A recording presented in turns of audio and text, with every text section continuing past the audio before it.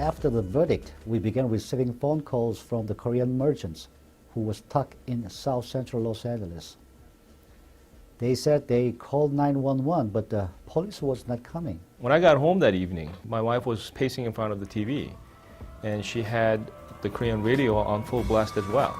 On the TV, you could actually see burning Los Angeles and the looting, but on the Korean radio, you could actually hear merchants who were still stuck there and frantically calling the radio station, saying that the police department and the fire department were not responding to their calls.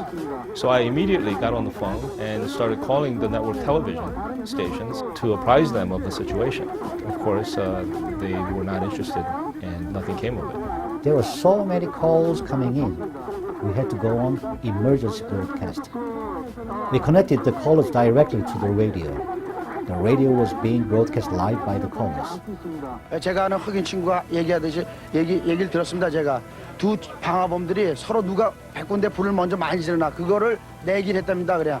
그래갖고 이 친구들이 그거를 시합을 해갖고 이게 보통 이게 방화범 아니면 그렇게 불을 지를 수가 없습니다. We stayed up that night until 2 in the morning, until the looting died down. We concluded that that was part of the cost of doing business in South Central, which obviously was a rough neighborhood. They were coming right up to Koreatown, as you well know. Next day on the way to work, I was still listening to the radio, and a caller called in and said that his African-American friends were telling him that the African-American gangs that were burning and looting the night before were sending out leaflets saying that Koreatown was next. When I got into the office that morning, I looked out the window and I could actually see columns of smoke coming up Vermont Avenue. Pickup trucks full of African-American youth, obviously gang members, with guns, and were shooting, and they were driving through Wilshire Boulevard. You couldn't see any police cars. Next morning, we were receiving calls that Koreatown was the next target. We then received calls from the LAPD. They told us to announce to the Korean business to close early and leave. We began broadcasting everyone to close the businesses and leave town. Richard Choi on the radio urging Korean American business people to close their businesses and evacuate Koreatown. So I drove to Radio Korea and told Mr. Choi that we must tell the people to stay and defend the town. Around noon, David Kim, our attorney, came to the station. I told him that on the way to the radio station, I saw these Latinos standing in front of their houses and apartments waiting for the town to empty out. It was obvious that there were no police cars around and that the LAPD was not going to defend the town. And I told them that if we evacuated, then we would be leaving the town to the looters who would burn just like they did South Central the day before. Of course, when I was telling him this, I knew that in Korea, the Korean immigrants had served, I think, something like 3 years in the military because it was mandatory. And they all knew how to use the weapons. They were trained. I asked him if that was legal. He told me, under the U.S. Constitution, you have the right to bear arms. And that in a situation like this, of course we can defend our property. We changed our broadcast from leaving our town to defending our town. This was based on the assumption that the National Guard would arrive and would eventually give us support. Even though we heard that the National Guard did come, we couldn't see them in Koreatown. And we were left to defend ourselves. Two Korean businessmen doing for themselves what neither police nor National Guard are on hand to do. There was a man out here who says we're all trained to shoot. Why? What's the feeling? Well, see, we have no hatred towards black people. We have nothing against anybody. All we wanted to do is work hard and make it like the rest of us, and we know. But people are driving by, shooting at us, and we have to do something about it. We have no police support whatsoever. National Guard, I've heard about it from early this morning. We don't see any of that support coming out. We have a lot of shotguns in here and some handguns, but we have to use them because we have to defend our lives, we have to defend our property.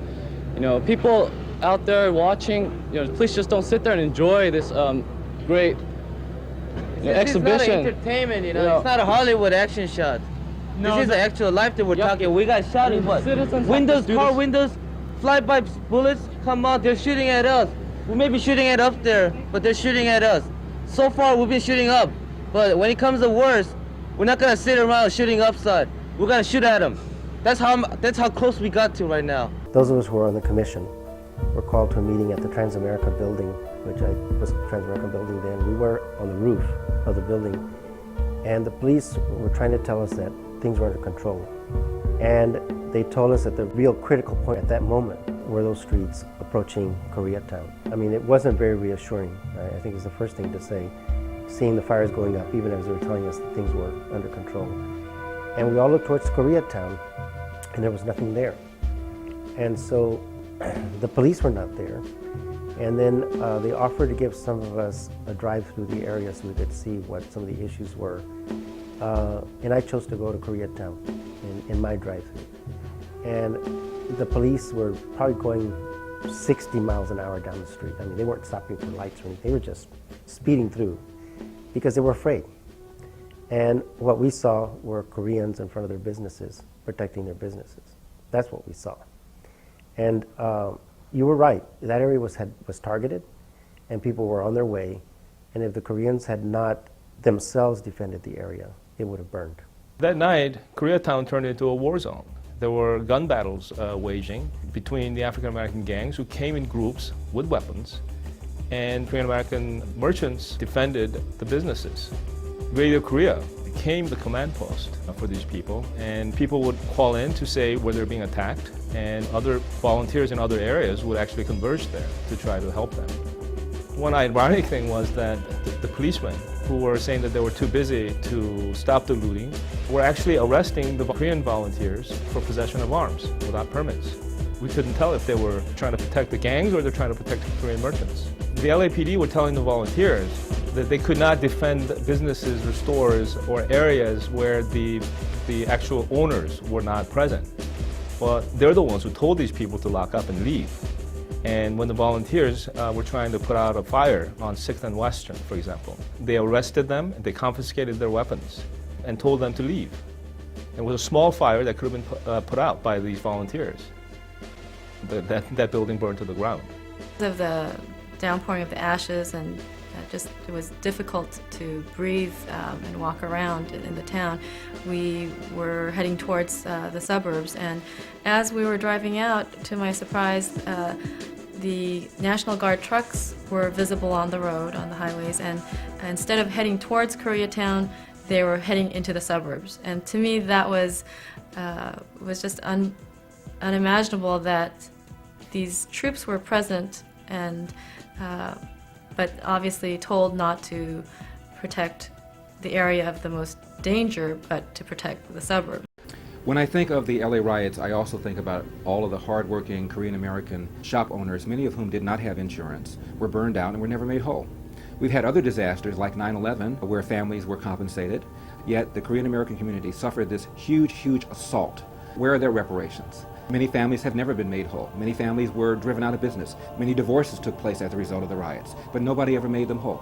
If this had happened to the black community, if a group had targeted black stores and burned them out, do you think the city would have done nothing about making those entrepreneurs whole? It's a double standard.